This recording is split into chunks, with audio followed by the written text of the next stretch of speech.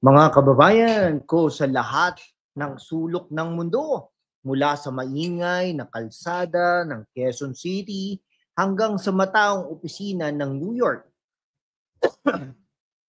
sa malamig na taglamig ng Toronto, sa mainit na buhangin ng Riyadh, sa sikat ng Sydney, sa romantic ng Paris, wait, Italy pala, sa tech-savvy ng Tokyo, sa multicultural ng Kuala Lumpur, sa luxury ng Dubai, at sa bustling na streets ng Hong Kong, at syempre sa mga kabataan natin na nag-aaral o nagtatrabaho na naghahanap ng katotohanan sa gitna ng social media noise. Kayo ang tunay na lakas ng bayan. Welcome sa hashtag Walk with Lan. Dali lang po ah. Sabi.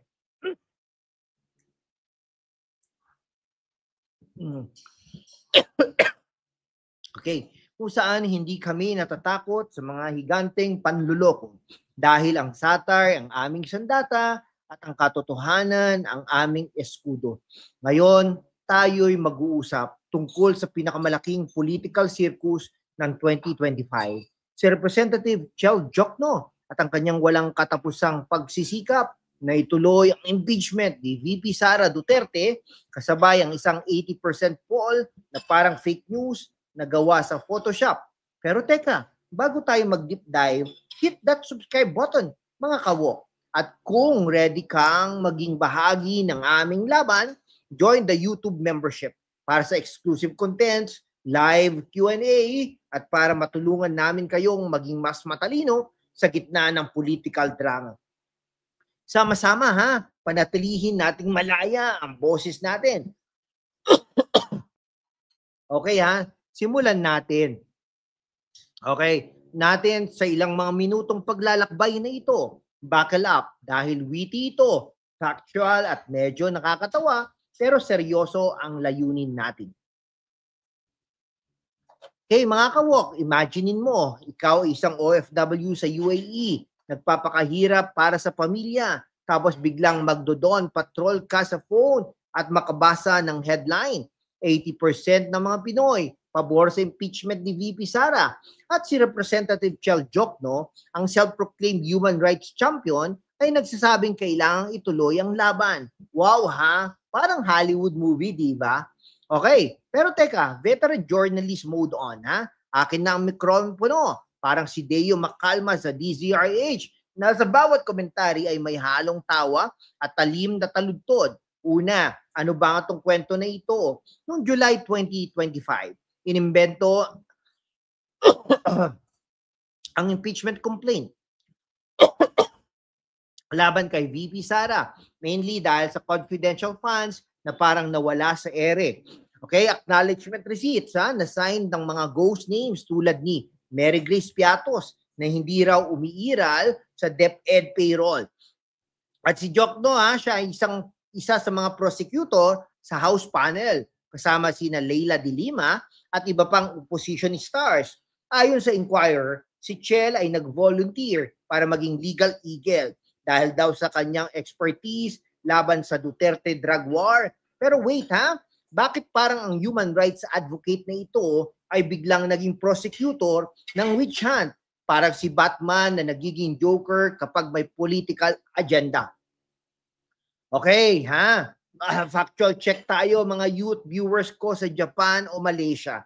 Ayon sa Okta Research noong July 2025, oo, 80% ng respondents na nagsabing dapat humarap si Sara sa trial.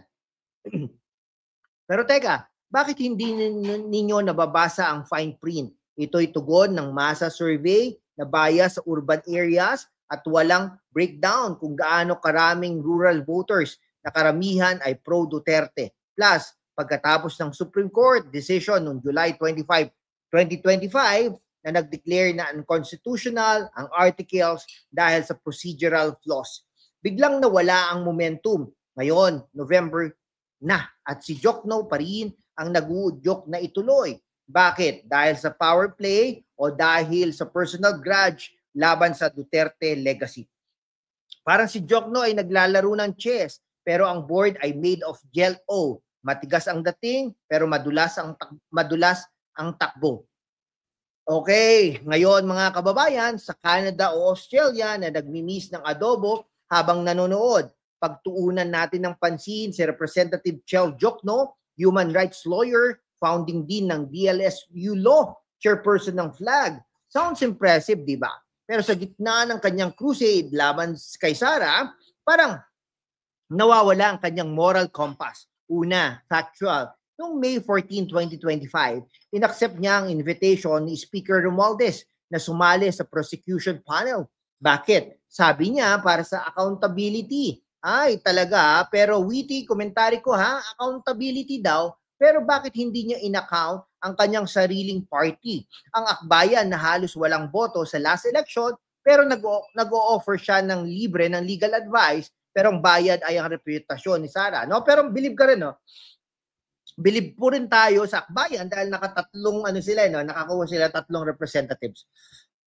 Deep dive tayo, intellectual style. Tignan natin ang impeachment grounds. Uno, threats and outbursts, Oo, nagmalaki si Sara ng daydream tungkol sa pagbasag ng ulo ni PBBM. Shocking, no? Pero context, ito yung response sa death threats laban sa kanya mula sa House hearings. At si Jokno, siya ang nag-headline sa committee hearings na nag-expose ng ghost signatures sa confidential funds. Pero teka, ayon sa Rappler, report nung May, ang mga receipts na ito ay para sa legit DepEd programs tulad ng feeding at ICT na under-audited dahil sa COVID backlog. Okay, bakit hindi binanggit ni Jokno ang COA's own admission na walang direct evidence ng misuse? Parang siya ay detective na may magnifying glass pero ang lente ay tinted na political bias. Nakikita niya ang daga pero hindi ang elepante sa kanyang sariling backyard. Pangalawa, sandali pa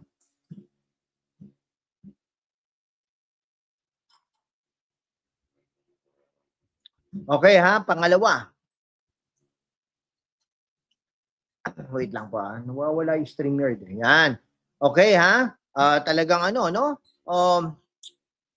pangalawa, ang kanyang push to continue post-SC ruling okay, noong August 2025 sa isang press briefing ayon sa GMA, sinabi niyang up to the Senate kung mag-oral arguments. Pero ngayon, November at walang motion filed, bakit pa rin siya nagre-rev up? Dahil sa 80% poll, Engaging question para sa inyo. Ang mga OFW sa Saudi, totoo bang 80% SWS survey noong June ay 88% para sa face charges. Pero iyon ay pre-SC decision. No? Post-July ang public opinion shifted. Polls tulad ng Pulse Asia, hypothetical update pero based on trends, ay bumaba sa 60% dahil sa economic woes na mas mahalaga kay VP Sara's alleged infrastructure project sa Mindanao. Okay, si Jokno ay parang DJ na nagpe-play ng broken record. Impeach, pero ang dance floor ay empty na, mga kaibigan. Yan, Grabe, no? Salamat po, Maraming salamat sa mga nanonood sa atin. Okay, Yan. Alright, mga kaibigan, Yan. Who's na mas mahalaga kay VP Sara's alleged infrastructure project sa Mindanao? Witty line, no? Si Jokno ay parang DJ na nag-play ng broken record. Yan, nako. Para sa mga kabataan, Para sa mga kabataan, intellectual nugget tayo. Ito ay classic case ng selective outrage. Si Jokno na kritiko ng drug war ay tahimik sa current admin's anti-drug ops na may higher casualties. Bakit? Dahil selective ang kanyang justice. Critical ba ito? Oo, dahil ang tunay na satire ay hindi lamang nakakatawa. Ito ay nagpapaisip. Shoutout sa mga kabataan sa Italy. Gamitin ninyo ito sa inyong debates para hindi kayo maging tulad ng mga politiko na nagre-recycle ng old scripts. Okay, quick shoutout sa mga Pinoy sa US, Canada, Saudi Arabia, Australia, Italy, Japan, Malaysia, UAE at Hong Kong. Salamat sa views ninyo. Kayo ang dahilan kung bakit tayo'y lumalakas. Ngayon, balik tayo sa laban, mga kaibigan. Okay, mga kawok. Kung si Jokno ay ang prosecutor na may selective lens, Si VP Sara naman ay ang fighter na hindi sumusuko at iyan ang dahilan kung bakit kailangan nating pumabor sa kanya. Bilang DepEd Secretary noon, nag-implement siya ng brigada pagbasa at gulayan sa paaralan na tumulong sa 1.5 million students post-pandemic. Ayon sa DepEd reports, confidential funds, may 125 million sa 2022 pero 99% utilized para sa anti-insurgency education sa Mindanao, hindi para sa personal shopping spree tulad ng sinasabi ng mga critics. Okay, parang ang funds na ito ay parang magic wallet ni Mary Poppins. Lumalabas para sa kabataan, hindi para sa vanity. Bakit pabor tayo kay Sara?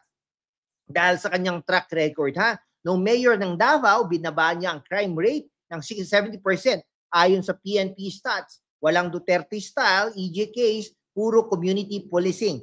Bilang VP, champion niya ang women's rights sa Varma, nagbigay ng scholarships sa 50,000 girls. At ang kanyang outburst, ito human reaction sa isang toxic political environment kung saan ang house ay nagiging kangaroo court. Sa history ng Philippine politics, ang mga babaeng leader tulad ni Cory at Gloria ay dinurog din ng similar attacks pero tumindig sila. Si Sara mas matatag dahil sa Davao roots nagtuturo ng resilience. Para sa mga OFWs, imagine kayo sa Hong Kong naghihintay ng remittance na delayed dahil sa budget cuts. Si Sara ang nagpupush ng OFW hospital sa Pampanga na magiging game changer para sa inyong health concerns. At ang 80% poll, informative, diba? Okta mismo ay aminado na self-reported at walang representation mula sa 10 million OFWs na karamihan pro-Sara dahil sa kanyang pro-labor stance. Ang poll na iyan ay parang weather. Forecast 80% sunny pero biglang ulan dahil sa El Nino ng fake news. Mga kabataan, ito ang lesson Huwag maniwala sa headlines, mag-research. Si Sara ay model ng empowerment. Mula lawyer hanggang VP, walang silver spoon. Pabor tayo sa kanya dahil siya ang tinig ng underrepresented. Visayas at Mindanao, hindi lang Manila elite. Shout out sa Japan, gamitin ninyo ang discipline ninyo para i-verify ang facts tulad ng ginagawa natin dito. Okay, ngayon zoom out tayo Deo Macalma style. Ito ay hindi lamang tungkol kay Jokno versus Sara, ito'y tungkol sa kinabukasan ng demokrasya natin. Sa 2025 Senate elections, ayon sa Wikipedia updates, ang impeachment saga ay nakatulong sa opposition wins. Pero nadagdagan din ang Duterte allies. Bakit? Dahil ang taong bayan ay matalino, nakikita nila ang witch hunt, witty observation lang, no? Si Jokno ay parang saging na prutas, may appeal na rights groups, pero madulas sa execution. Ano ang tunay na issue? Hindi ang impeachment, kundi ang corruption sa lahat ng levels. Bakit hindi i-focus ni Jokno ang pork barrel revival sa House o ang confidential funds ng ibang agency na mas malaki? Okay, dahil easier ang high-profile target tulad ni Sara na parang shooting fish in a barrel pero ang barrel ay may sharks na pro-Duterte voters din. Okay para sa inyo mga kaibigan na mga OFWs at youth ito ang call to action. Mag-subscribe, share at join membership para sa deeper dives. Sama-sama, labanan natin ang dibisyon sa Philippines, US, Canada. Lahat kayo kayo ang tunay na bayani. Mga kababayan, sa gitna ng kasinungalingan, ang katotohanan ang unang dinudurog. Pero kasama kayo, mga kawok, kaya nating itindig ang tama. Sumali na sa aking YouTube membership. Sama-sama, pananatilihin nating malaya at walang takot ang boses natin para sa bayan. Salamat sa inyong solid na suporta. Mag-subscribe na sa #WalkWithLan YouTube channel membership at magiging bahagi ng ating masiglang laban. Kaya #laban para sa katotohanan. See you next time. Walk on. Pero bago tayo magtapos, shoutout po sa mga 20,000 subscribers natin at sa 10 million views natin. Mga viewers natin, sana po mag-subscribe kayo. Kaya po natin abutin ang 1 million subscribers. Maraming salamat po Ayan, mabuhay po ang Pilipinas.